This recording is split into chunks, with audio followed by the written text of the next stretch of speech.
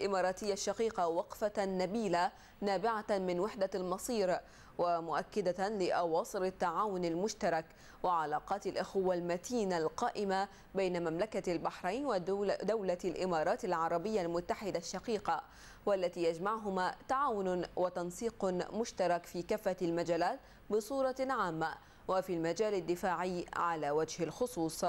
وكانت هذه المشاركة المشرفة من الدول الأعضاء نعم العون لمملكة البحرين في الفترة الراهنة، والتي شهدت فيها أحداثا مؤسفة رمت بظلالها على سلبية الموقف وزعزعت الأمن وروعت المواطنين والمقيمين، وهددت فعليا استقرار المملكة وعرقلت من عجلة التقدم والنماء فيها.